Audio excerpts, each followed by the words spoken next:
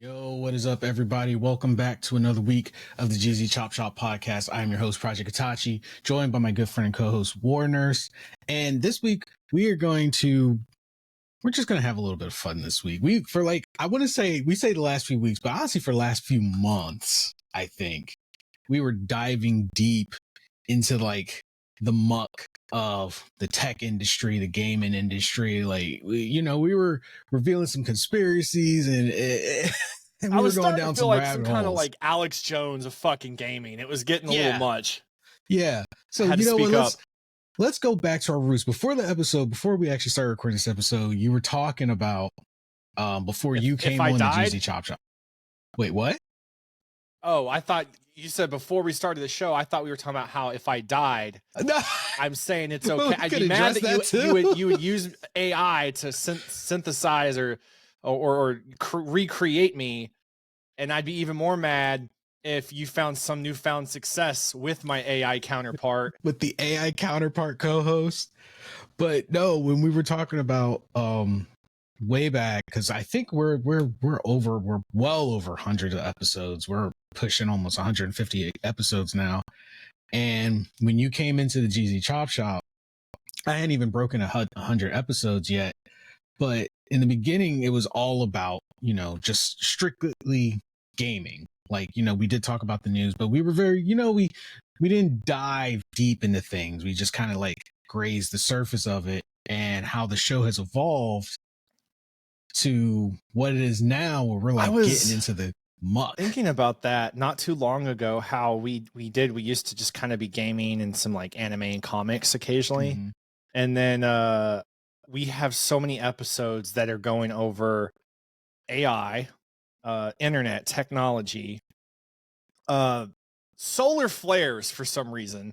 I don't know how that the end of the internet. The end of the internet. Who controls the internet? That was a wild one. We've gone down a lot of borderline conspiracy sounding topics, and then we turn around and talk about movies and music sometimes. So we've gone over a lot of things that were not there at the beginning. Yeah. And it's depending on what episode you tune into and listen to for the first time is a pretty big deal, because you tune into the right episode and you're like, oh, we like this. There's some comedic factor. These guys seem okay. They like gaming or whatever the case is. And then you tune into another one and it's all you hear is fuck Microsoft or Sony for 4 straight months. Or another one, oh, GZ Chop Shop Gaming Podcast, cool. And then the first episode you hear is, we're all going to die next year from solar flares. Breaking news. Whoever, I imagine anyone, those people who have been with us for a while are very confused. Yes. But, if you've been with us since the beginning, we definitely appreciate you. I want to say the plan was to deliver a roller coaster experience with this podcast. It didn't get delivered the way I envisioned it, but I am not upset with how it's gone. Roller coaster ups and downs are meant to be unpredictable. And the fact that it's unpredictable sometimes even to us, I think is what gives us such a unique dynamic and gives our listeners such a unique experience. Because sometimes, you'll come up and you'll be like, hey, did you know? And I'm like, no. And then we do that back and forth. And we definitely know our listeners are like, we didn't know that either. So, yeah, the Chop Shop has definitely evolved over the last few years that we've been doing it. And if you're new to the show, we definitely recommend going back and checking some of our early episodes and just hearing how it's evolved over the time, over these last 100 or so episodes. And I promise you will not be disappointed. You're going to laugh. You're going to be confused. You're going to be enlightened. And the one thing I always try to stress to people is it's more than a gaming podcast. A lot of people, they get stuck on the gaming part and they're like, oh, I don't know anything about games. Oh, it's just game. I think we're more of an entertainment podcast. We actually dive more into entertainment and news. we pretty much break down the news that a lot of people just don't have the time to consume because it's not mainstream news, but it still indirectly affects them, which is another thing, like especially with technology, like why are the prices of this going up and why is this company buying that company? We cover those things so that people are informed without having to do the research into something that they might not be willing to do the research into. That's what we do for them. And then we break it down. And then all at the end of the day, it all comes back to Microsoft. It's always Microsoft's fault. One of my favorite moments, I don't remember exactly what was said. I just remember the topic, and it was you and me. And this was about 2 years ago, I think, actually. And Yuli and Kara were on the show. Mm-hmm. And somehow a conversation about like Disney and media and streaming services turned into alien abductions and sleep, like fucking aliens, and somehow Walt Disney was involved, and I don't remember what it was about, but it lives in my head rent free. And I've been meaning to look up this because it was back when Kara was doing the odd news segment. Yeah, Kara's Corner. Which the Kara Corner, and I kind of missed that. I've considered bringing that back with a new twist. Because I enjoyed that, and the Florida Man news was always a gem to me. But I don't remember the exact conversation. I just remember the flow of the conversation and what was kind of being discussed. And I think about this sometimes. I'll be at work having a good or bad day, thinking about that random conversation sometimes. And the thing is, Yuli has a very unique way of connecting things that have no business being connected. Yeah, it should not be connected. But he does it so effortlessly that you sit there and you can't help but go, I know this shouldn't make sense. It's the dumbest thing I've ever heard.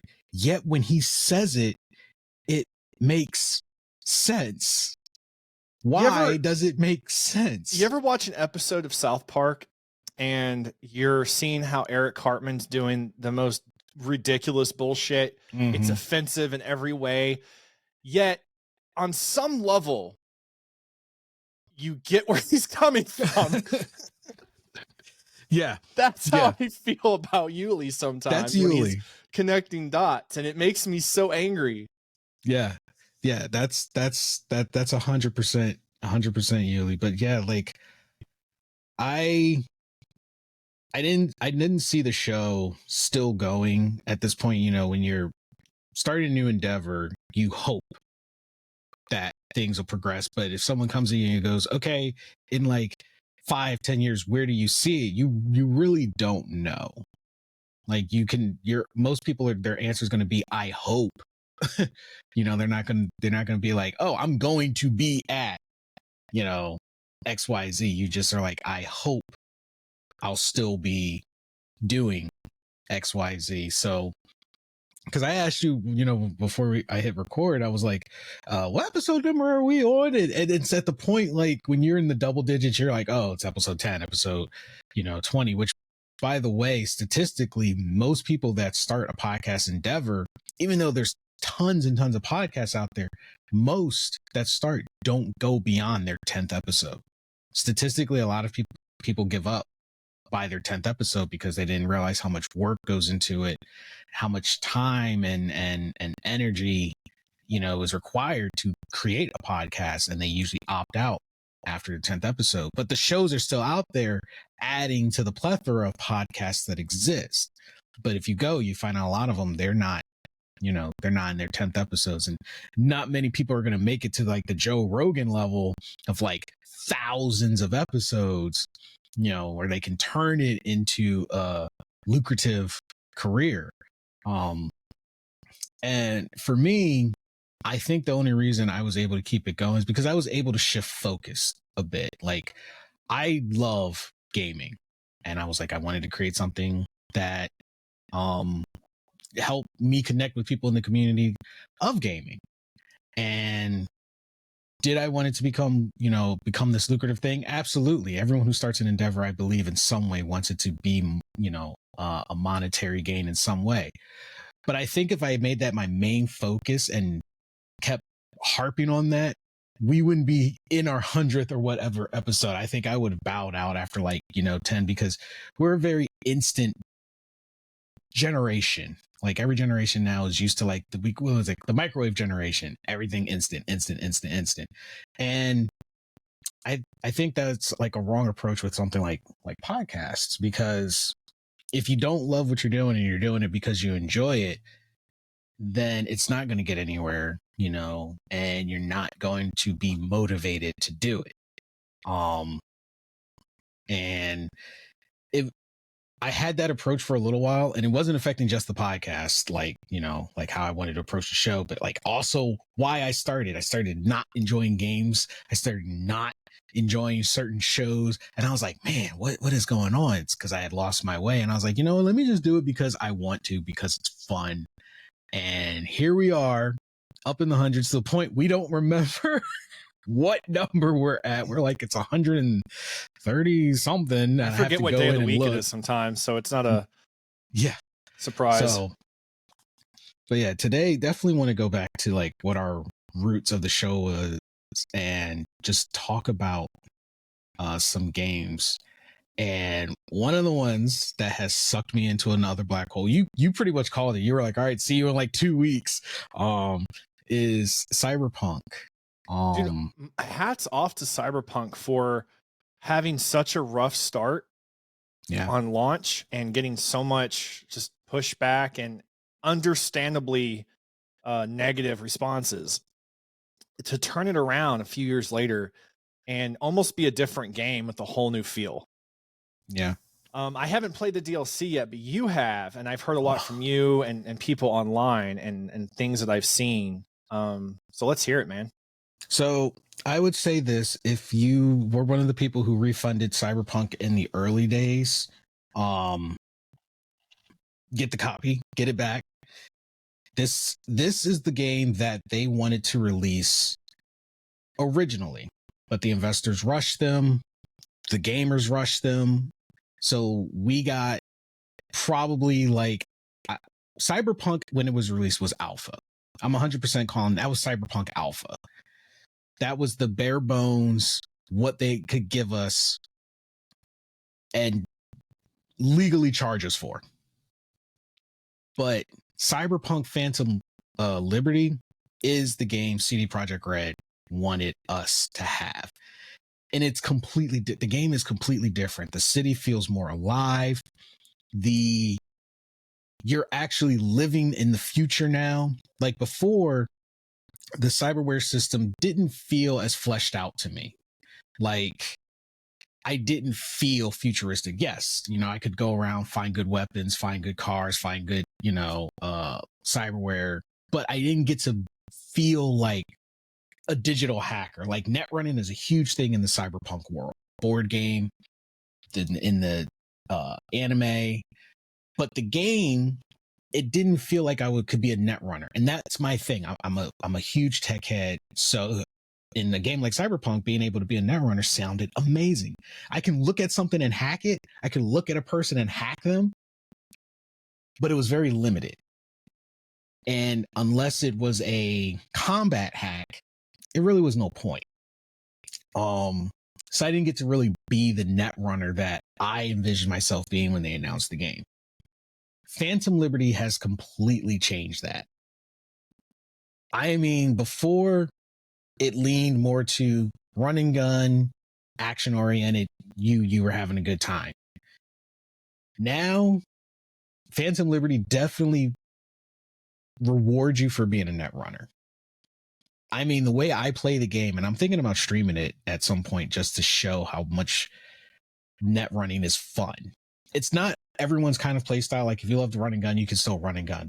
But now I can live in the world and I can hack everything.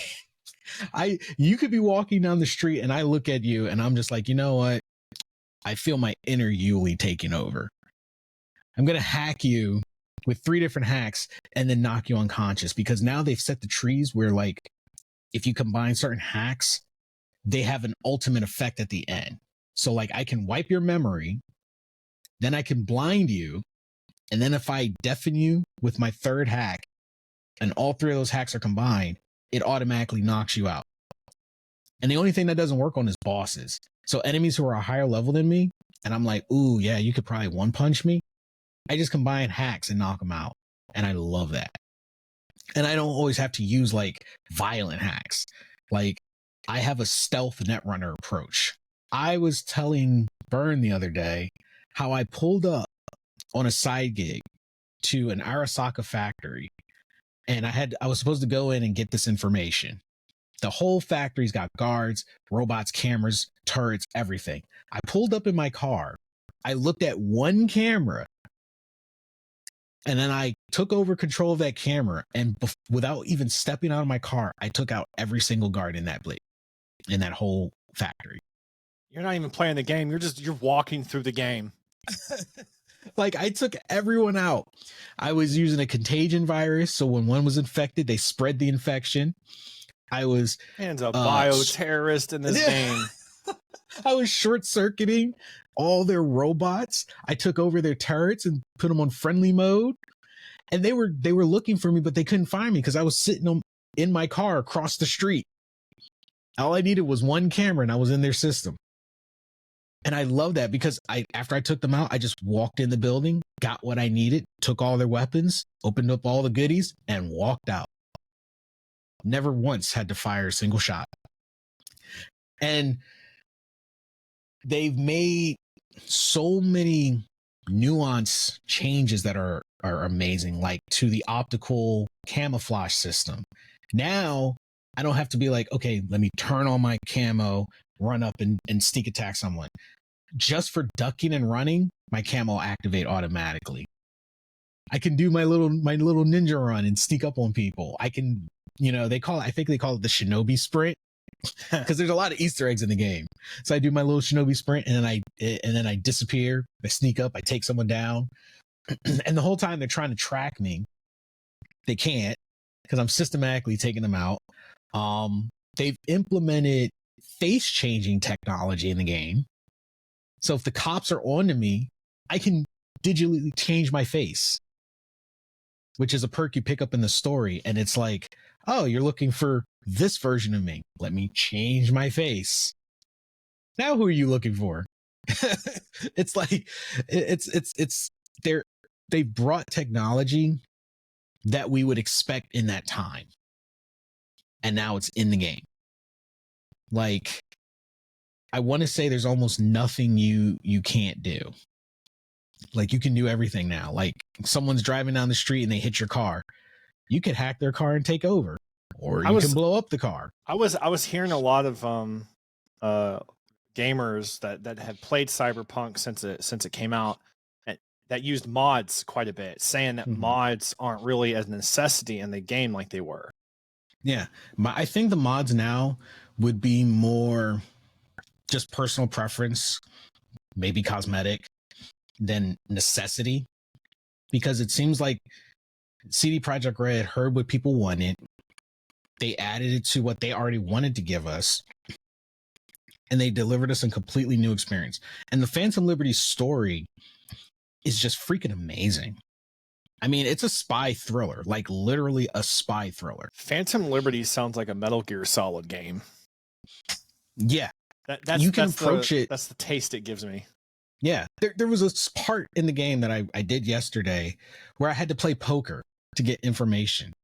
They basically were like, what would be really awesome?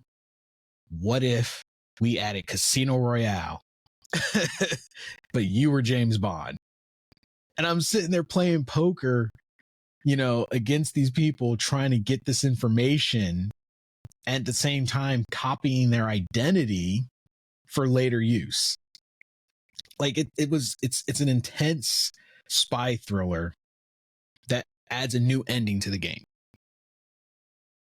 And so much so that when I reached the end of the Phantom Liberty story, the rest of Night City, as improved as it is, just like didn't carry that same excitement.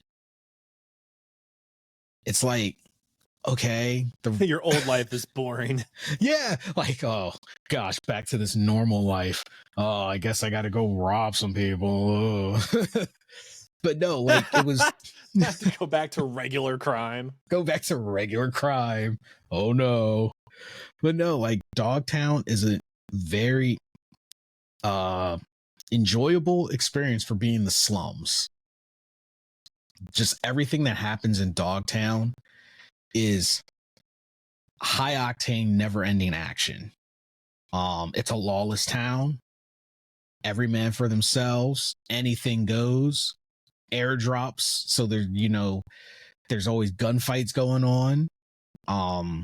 You actually start feeling connected to some of the people you are introduced to. You really start also seeing how you perceive certain things in life. Like a lot of people, they just make action, they're just like, oh, I just want to have a chaotic run. Well, Phantom Liberty actually, I feel, gives you consequences for your choice. And even the good choices aren't always good. So it really brings your personal character into question. Because there's really no good, no evil. It's just how you perceive things.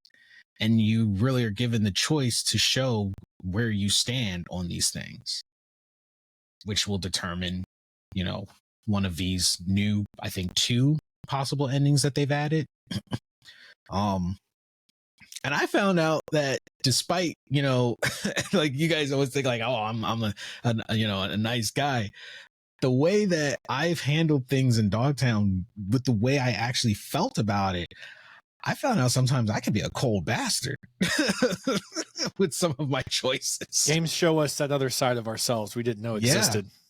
Yeah. But I love Phantom Liberty.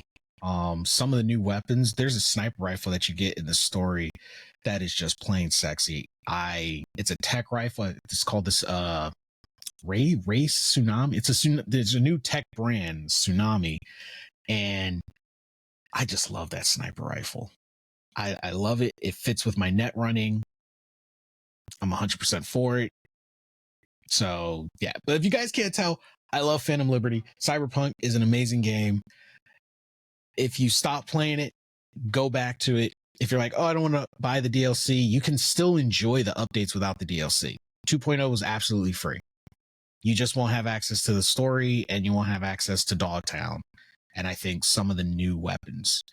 But you can enjoy 2.0 with all of its perks and everything absolutely free. So if you still have Cyberpunk, update it, play it for yourself. The skill trees are completely different, way better. You're not limited to that one ultimate ability anymore. You can have, like, if you got the skill points for it, you can have all the abilities you want. You can be a menace, and if somehow, I don't think you can, but if you could have every skill available in the game to you. And they made a lot of things make more sense now too. I think a lot of stuff that they couldn't put in the game because they got rushed, that they added to the game, makes things make more sense. There was an extra skill tree. We all suspected there was an extra skill tree they wanted to give us that they didn't. Come to find out, there was. It's called the Relic skill tree. So they added that in there. Totally worth checking out. Some awesome perks in that. But yeah, I love Cyberpunk. I could go on for hours about how much it's improved and way better. But speaking of the game, slightly changing gears here, did you ever get Armored Core yet? Oh yeah, I have it. I can't play more than one game at a time if my intention is to platinum the game. And I've really taken my time at Baulders Gate. Of course, I work a lot of hours, some overtime, so I don't always get to play on my days off when I'm just kind of doing other things, catching up on life. But I'm finishing up Act 2 in Baldur's Gate 2, or finishing up Act 2 in Baldur's Gate 3 now. I'm thinking about finishing that up today. And then I'll probably jump on Armor Core 6. But the problem is Mechwarrior 5 has a DLC that came out. Oh my goodness. And I'm one of the few niche Mechwarrior players. So I love my simulation mech games. So I might do that first. You're torn. I'm a little torn. Do me this solid. I don't know. do me this solid, okay? Because I know when you start a game, you're in that game for there's for been a while. times I've like jumped on the DLC for Mechwarrior because they'll change some of the games to where it changes the whole game, like in different aspects. And then like 5 months will go by and I'm like, holy shit, I've only played this one game for 5 months. Yeah. Get through your act in Baldur's Gate, because you and I, we both love Baldur's Gate, so I totally understand the investment of Baldur's Gate. But start Armored Core. The reason I'm telling you to start Armored Core, you know the Mechwarrior story. You know the Mechwarrior lore. Like you said, you're one of the niche community. You know that story, that lore. Yeah, I'm pretty into BattleTech lore. Yeah. This Armored Core is a completely different story. It is not connected to the first, I want to say, 20 games, which a lot of people don't. I played a large amount of the original Armored Core games. This is I've only played the Armored Cores, like the numerical ones. I have never played the like the spin-off and side story ones. Yeah. Which there's a lot of, which is why I say I think they have like 12 to 20 games total. They have a lot. Yeah, I definitely haven't played that many, just the numerical ones. Play 6, and the reason I'm saying play 6 is because you will not regret it. 6 deserves and in the same way demands 3 solid playthroughs. The thing about it is you will willingly go through those 3 playthroughs because the story is just that good.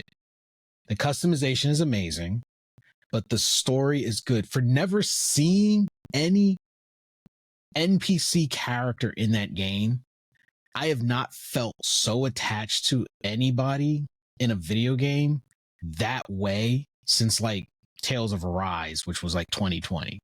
It takes a lot for me to feel attached to a video game character. I could see your point here. Let me explain, okay? I finished Baldur's Gate. Okay, and then I go on and I play Armored Core. By the time I finish Armored Core, it might be possible that there's another DLC out for Mechwarrior. And then I could be catching up with 2 Mechwarrior DLCs because they put one out every 5 to 6 months. They've been doing that for about 4 years now. So there's quite a few DLCs and some are better than others. So you know what? I could binge 2 new DLCs by the time I'm done with Armored Core. Not that I'll play Armored Core for 5 months, but just being optimistic here, I'm always down to have 2 DLCs waiting for me for Mechwarrior. Yeah. And I'd like to point out, no big deal, everybody, but I'm totally a billionaire. He's so proud of the BattleTech universe. I have over 2 billion C-bills. I don't just own a company, I am the company. He is the company. This man, if video games ever let, they're lucky I can't buy fucking planets in that game. Dude, what did I do? I disappeared for like 2 months straight. And, you did. And I grinded that game out until I hit $1 billion. And then I was like, $1 billion? What if I hit $2 billion? You did. You vanished. And the thing is, the most we would get out of you is like, hey, dude, you're alive. Yeah, just playing Mechwarrior. And that was it. That was all we would get. And it was just like, okay, well, at least he's alive. And then you surface like nothing happened. When they added airstrikes to that game, it was a wrap for me, dude. You were gone. When they added airstrikes, that was the best. I forget which DLC it was. It was like 3 DLCs in, but they added the ability to just fucking laser in airstrikes, and that was a wrap for me. And then they started adding like all kinds of just more warfare and battlefield stuff that went into how you play tactfully. Yeah. So it made the game get less old after a while, because it can seem a little repetitive. One of the biggest problems with Mechwarrior games and simulation games is they can tend to feel a little repetitive after a while, which is understandable. Like, we all want something to kind of be different. So they've given you enough over the years, made enough changes and add-ons to the game that it doesn't feel stale immediately. I've considered starting a new world, but that, man, we would lose you again. I don't know if I have it in me. That was that was a commitment. I will say Armored Core is not that much of a commitment. It's a commitment, but it's not that much of a commitment. Well, and the thing is like Mechwarrior 5 is like, it takes place right before Mechwarrior 2 Mercenaries, and Mechwarrior 2 Mercenaries is my favorite one.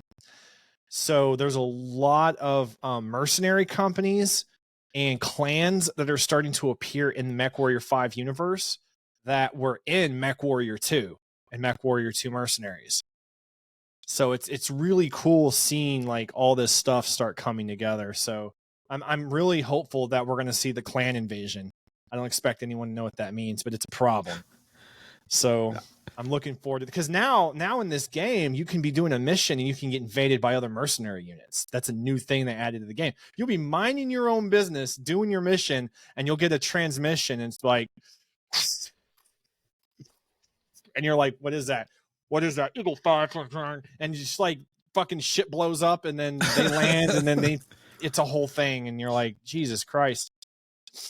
So see, cool. That's something like a lot of games could learn from, like that intensity, that's surprise. One thing I will say though, I'm glad like I hope they don't that Armored Core doesn't have something like that. I'm sure veterans would love mercenary groups. But if they kind of did in 5, like there was online and it was like factions, and depending on your wins for your faction, that faction took over more area. I think in 6 it's just matchmaking. It's just pilot versus pilot 3-on-3, which I think is pretty good because there's no meta in the game. There is like one meta weapon, but everyone knows it. Anyone can get it. It's easy to get. Everyone can use it. So like, you still got to be a good pilot. You still got to think outside the box and outmaneuver the competition. I have beaten that game to 98%. My last objective is beating every mission on S rank. But I've done all 3 endings. I've done the good, the bad, the true. And I will say, like I said, it has one of the best stories for a game in that genre, in my opinion. It was, it definitely had an emotional pull I was not expecting for a mech game. And I was like, wow. Like I left the game still thinking about it. And I'm like, FromSoft, you did good. You're still on your A game. If this was the 10-year wait, totally worth it. And I do hope they have DLC for Fires of Rubicon. I don't know what they would do. If they're basing it off of what the true ending is, then the story could continue. Or maybe they could have some like in between missions, or just add some other missions. But I really hope that they have a DLC plan for it. Like, I really do. But see, this is the thing. When you go down the gaming rabbit hole, time flies. But this is we actually all the time we have for this episode this week. But I think we're gonna bring back some of the just general gaming conversations in future episodes, because don't you guys worry, Microsoft, Bethesda, whatever other major tech companies, Epic Games, whoever's out there being a juggernaut, they're going to do something stupid for us to talk about anyway as breaking news in a in a future podcast. So we are going to get some more gaming conversations in the future, just to revisit how the Jeezy Chop Shop all began. But anyway, if you guys love this episode, think about checking out our other podcasts, Afterthoughts After Dark, on our Patreon page. It's our Patreon exclusive podcast. We've moved it strictly to Patreon now. So if you guys if you're wondering where the episodes for that went, they're over on Patreon, patreon.com/OSM Media. We actually just recently did an episode. It was a really good one. We covered a lot in that in that rabbit hole episode, but totally go check it out. Yuli joined us, Burn joined us. We had a full panel. It was a really good time. So go check that out. And if you want to support us, visit our store osnmediashop.com and get some exclusive merchandise to show your support for the podcast, the live streams, and everything we do. We literally would appreciate it. Anyway, you guys have been amazing. Take care of yourself and each other. And we'll catch all you wonderful people on the next podcast. Later.